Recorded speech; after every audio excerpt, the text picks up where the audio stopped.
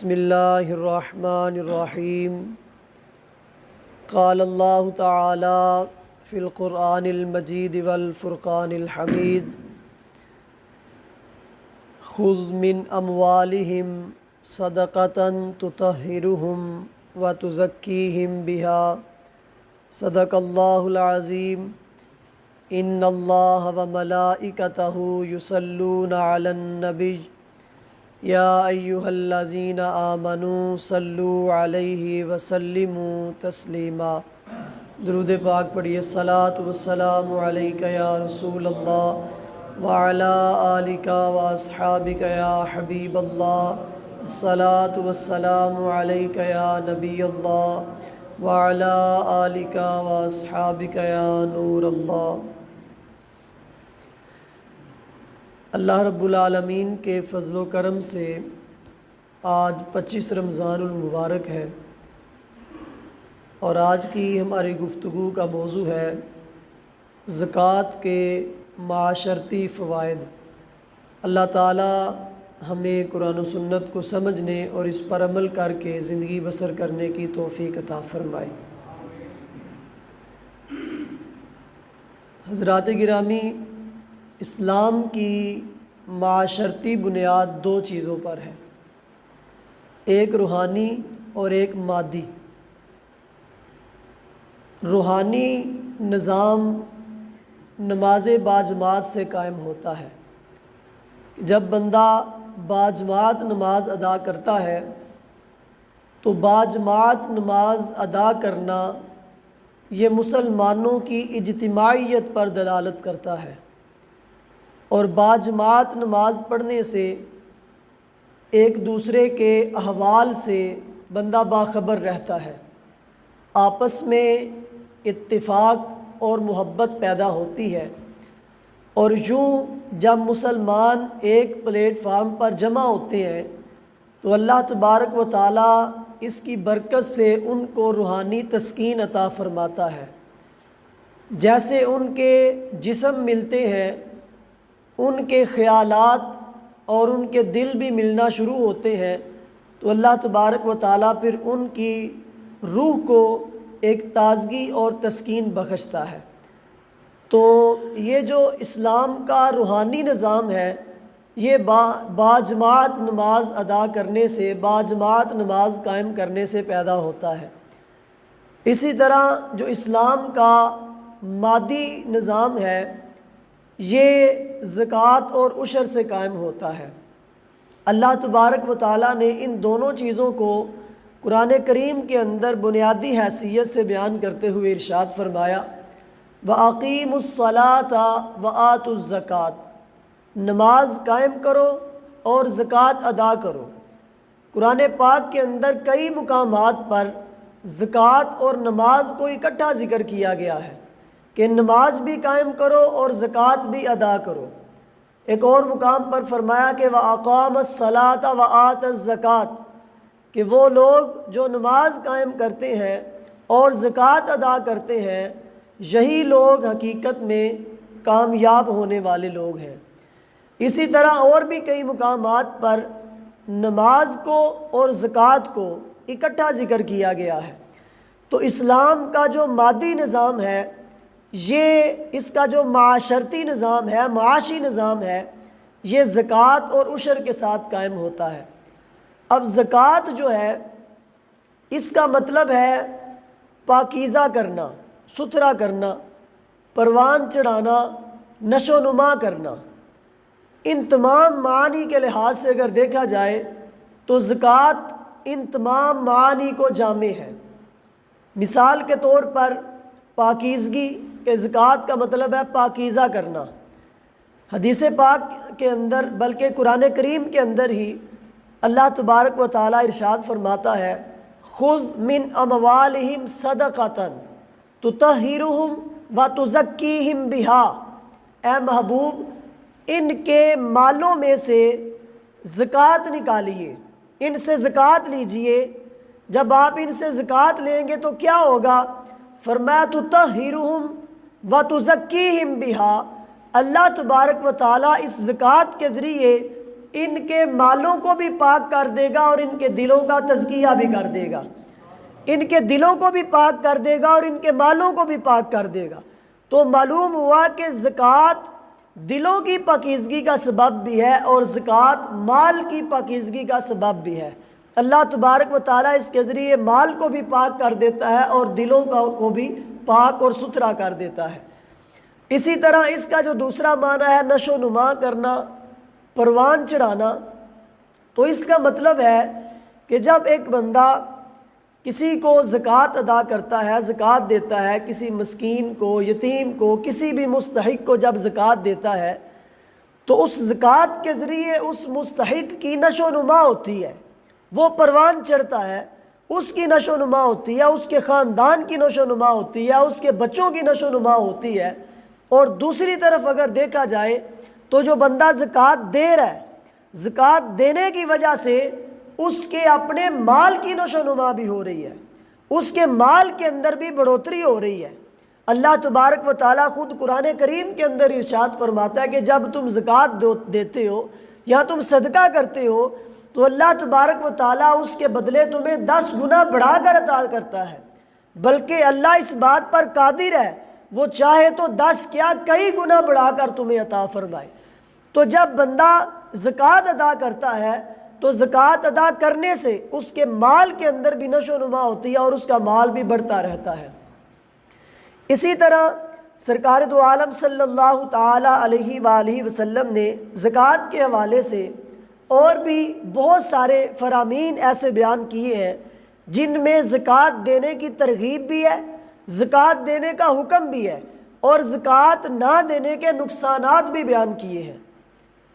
سرکار دو عالم صلی اللہ علیہ وآلہ وسلم کا بڑا خوبصورت اور بڑا واضح فرمان ہے، ارشاد فرمایا کہ خشکی و تری میں جو بھی مال ضائع ہوتا ہے وہ زکوٰۃ نہ دینے کی وجہ سے ہوتا ہے۔ اب اس کے اندر کس قدر ترغیب اور کس قدر وعید ہے، اور ایک مقام پر فرمایا کہ آپ زکوٰۃ ادا کر کے اپنے مالوں کو مضبوط کلوں میں محفوظ کر لو اور اپنے مریضوں کا علاج صدقے کے ذریعے کرو۔ اب اس حدیث پاک کے اندر 2 چیزیں بیان کی، ایک تو یہ کہ جب بندہ زکوٰۃ ادا کرتا ہے تو اس کا جو مال ہے وہ برباد ہونے سے بچ جاتا ہے، وہ نقصان اٹھانے سے بچ جاتا ہے، اور دوسرا یہ کہ بندہ جب کوئی مریض ہوتا ہے، بیمار ہوتا ہے، تو اگر صدقہ دیا جائے تو اللہ تبارک و تعالیٰ اس صدقے کی برکت سے ان مریضوں کو بھی شفا عطا فرما دیتا ہے۔ اسلامی معاشرے کے استحکام کا سبب اور غریب طبقے کی خوشحالی اور ترقی کا جو سبب ہے یہ زکوٰۃ اور عشر کے اندر پنہاں ہے۔ اگر زکوٰۃ اور عشر کے نظام کو مسلم معاشرے کے اندر ایک اصول اور ضابطے کے تحت نافذ کر دیا جائے تو مسلم دنیا کی جو غربت ہے یہ ختم ہو سکتی ہے۔ اس کی تاریخ میں مثالیں ملتی ہیں۔ حضرت عمر بن عبدالعزیز رضی اللہ تعالیٰ عنہ کا مبارک اور سنہرا دور دیکھیں، اس وقت زکوٰۃ اور عشر کو ایک اصول اور ضابطے کے تحت انتہائی مضبوطی اور سختی کے ساتھ نافذ کیا گیا۔ پھر اس کے اثرات جو معاشرے پر مرتب ہوئے وہ یہ تھے کہ اس وقت زکوٰۃ دینے والے تو ملتے تھے لیکن زکوٰۃ لینے والا کوئی نہ ملتا تھا۔ کئی علاقوں کے اندر جب زکوٰۃ بھیجی جاتی تھی تو وہاں سے واپس آ جاتی تھی اور کہا جاتا تھا کہ اس علاقے کے اندر کوئی بھی بندہ ایسا نہیں ہے جو زکوٰۃ لینے کا مستحق ہو۔ یہ اگر ہم زکوٰۃ اور عشر کے نظام کو نافذ کرتے ہیں تو اس کا نتیجہ یہ نکلتا ہے۔ اس کے برعکس اگر ہم زکوٰۃ کو چھوڑتے ہیں جس طرح ہم نے چھوڑا ہوا ہے اور سودی نظام کو لے کر آتے ہیں تو معیشت برباد ہو جاتی ہے، جس طرح کہ ہماری معیشت برباد ہے۔ تو اگر ہم اپنی معیشت کو درست کرنا چاہتے ہیں تو ہمیں زکوٰۃ اور عشر کے نظام کو نافذ کرنا پڑے گا۔ سرکار دو عالم صلی اللہ علیہ وآلہ وسلم نے جب حضرت معاذ بن جبل رضی اللہ تعالیٰ عنہ کو یمن کا گورنر بنا کر بھیجا تو ان کو کیا فرمایا؟ ان کو جہاں پر اور بھی بہت ساری نصیحتیں کی، ان میں ایک نصیحت یہ تھی، بخاری شریف کے اندر موجود ہے، فرمایا کہ فَعَلِمْهُمْ إِنَّ اللَّهَ افترض علیہم صدقہ فی اموالہم تؤخذ من اغنیائہم وترد علی فقرائہم۔ فرمایا کہ معاذ ان لوگوں کو جا کے بتانا، ان کو سکھانا کہ اللہ نے تمہارے مالوں میں زکوٰۃ کو فرض کیا ہے۔ اب زکوٰۃ کا کریں گے کیا؟ فرمایا کہ تؤخذ من اغنیائہم، یہ تمہارے امیروں سے لی جائے گی، وترد علی فقرائہم، وہ تمہارے ہی غریبوں کے اندر تقسیم کر دی جائے گی۔ یعنی ایسا نہیں ہے کہ ہم تم سے زکوٰۃ لے کر اپنی تجوریاں بھریں گے یا ہم تم سے زکوٰۃ لے کر اپنے خزانے بھریں گے، نہیں، فرمایا یہ تمہارے امیروں سے لی جائے گی اور تمہارے غریبوں کو دی جائے گی۔ تو جب امیروں سے زکوٰۃ لے کر غریبوں کے اندر تقسیم کی جاتی ہے تو اس کے فوائد کیا ہوتے ہیں؟ اس کے بہت زیادہ فوائد ہیں، جن میں ایک فائدہ یہ ہے کہ افراد معاشرہ کے درمیان محبت اور اتفاق کی فضا پیدا ہوتی ہے۔ جب لوگ زکوٰۃ ادا کرتے ہیں تو زکوٰۃ دینے والا ہمدردی کا ایک نمونہ پیش کرتا ہے، اور جس کو زکوٰۃ دی جاتی ہے اس کے دل کے اندر زکوٰۃ دینے والے کی محبت بھی پیدا ہوتی ہے، اور زکوٰۃ دینے والا بندہ اس کے ذریعے اللہ تبارک و تعالیٰ کا قرب حاصل کر لیتا ہے۔ اور کون بندہ ایسا ہے کہ جو اللہ کا قرب نہیں پانا چاہتا؟ جب بندہ زکوٰۃ دیتا ہے، جس کو زکوٰۃ دی جاتی ہے، تو اس کے دل کے اندر زکوٰۃ دینے والے کی محبت پیدا ہوتی ہے۔ تو یوں جب معاشرے کے اندر آپس میں ایک دوسرے کے ساتھ محبت پیدا ہوتی ہے، محبت کا رشتہ استوار ہوتا ہے، تو پھر معاشرے کے اندر امن اور سکون کی فضا پیدا ہوتی ہے، اور یوں معاشرہ جو ہے وہ امن کا معاشرہ اور محبت کا معاشرہ بن جاتا ہے۔ پھر زکوٰۃ کے ذریعے اشرافیہ کا تزکیہ نفس بھی ہے۔ کسی بھی معاشرے کو سدھارنے کے لیے اس معاشرے کے جو اشرافیہ ہیں، جو مستحکم لوگ ہیں، جو حکمران ہیں، یا یہ جو طبقہ ہے، ان کا سدھرنا یہ بہت زیادہ ضروری ہوتا ہے۔ تو جب یہ امیر لوگ، اشرافیہ لوگ جو ہیں، یہ اپنے مالوں کی زکوٰۃ ادا کریں گے اور غریبوں کے ساتھ تعاون کریں گے، تو اس وقت اس مال کے ذریعے، اس زکوٰۃ کے ذریعے، جیسا کہ اللہ تبارک و تعالیٰ کا وعدہ ہے کہ اے محبوب تم ان کے مالوں سے زکوٰۃ لو، اللہ اس زکوٰۃ کے ذریعے ان کے مال بھی پاک کر دے گا اور ان کے دل بھی پاک کر دے گا۔ جب یہ لوگ زکوٰۃ ادا کریں گے اور غریبوں کے ساتھ ہمدردی اپنی جو ہے وہ جتائیں گے اور بتائیں گے اور ہم درد بن کر سامنے آئیں گے، تو پھر معاشرے کے اندر محبت پیدا ہوگی۔ کہا جاتا ہے کہ اگر صرف اہل عرب اپنے مالوں کی زکوٰۃ ادا کرے تو اہل اسلام کی غربت ختم ہو جاتی ہے۔ صرف اہل عرب اگر اپنے اموال کی زکوٰۃ ادا کرے تو اہل اسلام سے غربت ختم ہو جائے۔ سودی نظام نے اسلامی معیشت کو جہاں پر برباد کیا ہے، تو یہ ہر بندہ جانتا ہے کہ جب معیشت برباد ہوتی ہے تو اس کے بعد اس کا جو زیادہ نقصان اٹھانا پڑتا ہے وہ غریب اور متوسط طبقے کو اٹھانا پڑتا ہے۔ مہنگائی بڑھ جاتی ہے، چیزوں کے ریٹ بڑھ جاتے ہیں، آمدن کم ہو جاتی ہے، اخراجات زیادہ ہو جاتے ہیں، تو جو غریب طبقہ ہوتا ہے وہ پس کر رہ جاتا ہے۔ آج اگر ہمارا معاشرہ اور ہمارا جو معاشرتی اور معاشی نظام ہے وہ بگڑا ہوا ہے، تو اس میں ایک بہت بڑی جو وجہ ہے وہ زکوٰۃ و عشر نہ دینا اور سود کے نظام کو رائج کرنا ہے۔ اگر اس کو ختم کریں گے تو یہ معاشرہ، اس کی معاشیت بھی ترقی پذیر ہوگی اور ویسے بھی معاشرے کے اندر امن و سکون پیدا ہوگا۔